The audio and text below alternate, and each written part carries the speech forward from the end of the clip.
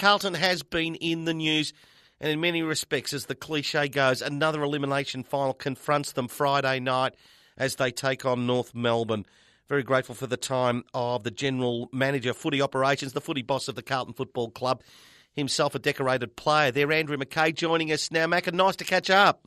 Yeah, evening, Tony. How you going? Hey, we're very good, thank you. I suppose the positive thing is that the Carlton Football Club set out to convince the hearts, minds and wallets of Carlton supporters this year and break through the 50,000, our membership mark, and that's what you have achieved.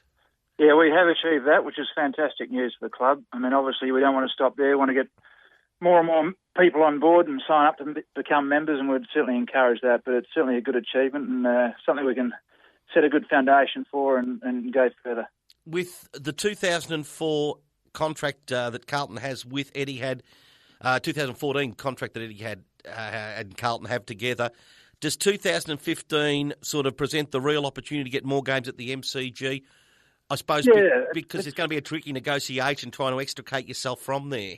Yeah, that's right, exactly. I mean, I suppose it's going to be up to the powers to be to sort out a deal, a potential deal with Etihad, but certainly, you know, if we've got 50 or 60,000 members by that stage, which we hope to have, then certainly it's going to be difficult to fit them all into Etihad. So, you know, that sets in good stead to, try and come up with a contract with the MCG come 2015. Everyone talks in wins and losses, not only the 4 points each week, but basically player development. Just from your point of view, what are the wins from the playing list this year?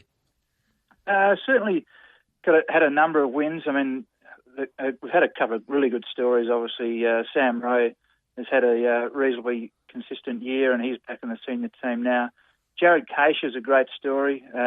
Here on the rookie list a number of years, or 3 years ago, or 2 years ago, 2.5 years ago, and went over to Adelaide to play for Nord, and then back here on the rookie list, and he's played 10 games this year. So that's a great story. We've obviously got a number of other people playing well, but it's nice to see those two boys doing well. I thought Sam Rowe and he gets the 1 year extension. I thought he was terrific on the weekend.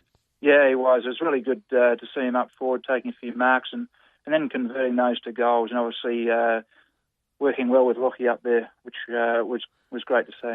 Which asks the question, Lockie Henderson, from your point of view, forward or back?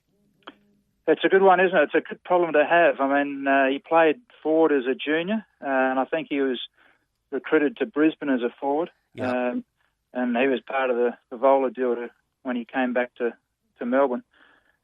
He's fantastic for us back, but he's certainly a smart footballer and provides a good target, and he knows where to run up forward. And obviously, with his few goals on the weekend, he worked pretty well with Rowie. So, look, it all depends on who we play and the opposition and who he needs to man up on. If we need an extra tall down back, then certainly he'll take that spot. But if we need some more firepower up forward, then we'll call on him to do that as well. You, better than most, obviously playing at Carlton, understand just how big and important a club Carlton is. Greg Swan says list changes need to be made. The president, Steve Kernahan, says they can win a flag with the list. If you follow conventional wisdom, you either get better from one of two ways. Either trade your way out of it, or you have enough confidence in the list coming through to actually take you another step if you're not going to trade. So what say you? Well, I think you'll find that most clubs turn over 6 to 8 players a year on average.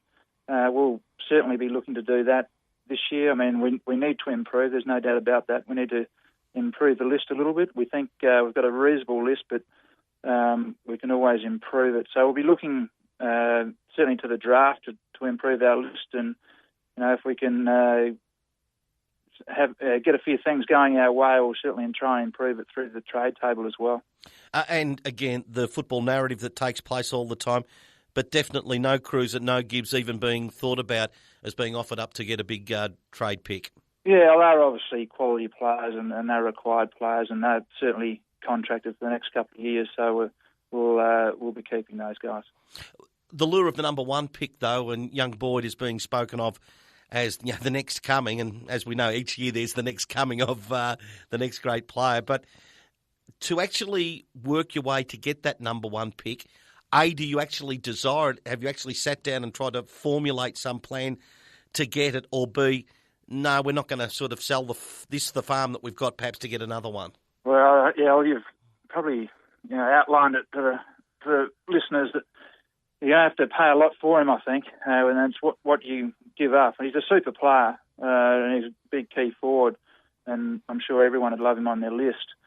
It's going to be certainly very hard to wrench him out of GWS's clutches, and it'll take an enormous amount of either picks or players or both to do that. So we'd love to have him, but certainly it's going to take a lot to get him, and we're not at the stage of considering how we could actually acquire him. But I think all the clubs would be loving to get him on their list.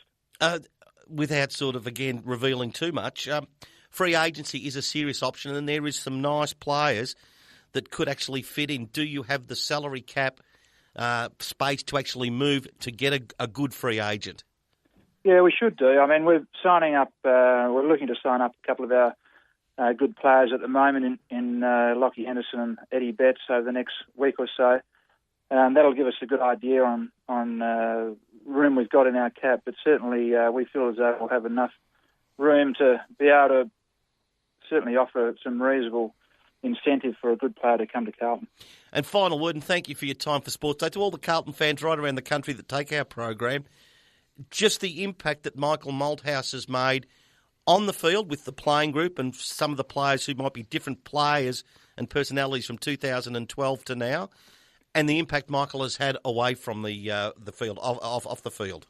Yeah, certainly. I mean, Mick comes with great experience, doesn't he? He's been in footy a long, long time. So with experience comes a wealth of knowledge and the respect too. So certainly the players know exactly where they stand with him. He's got a reasonably simple game plan. He tries to keep it as simple as possible, so it's not too difficult to pick up. And he's been good with it because of its simplicity. Then he's just been able to build slightly each month on it, which hasn't overwhelmed the players at all. So I think that's showed in our progress. People have been talking about that we haven't improved our spot on the ladder this year and but we feel as though internally we actually have improved in a lot of areas.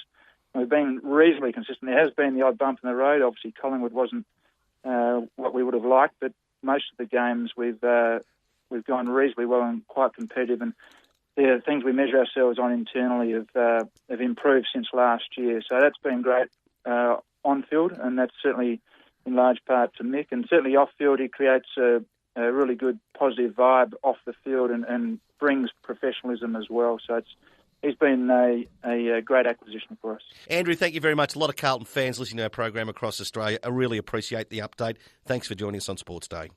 Pleasure, Tony. Good to chat.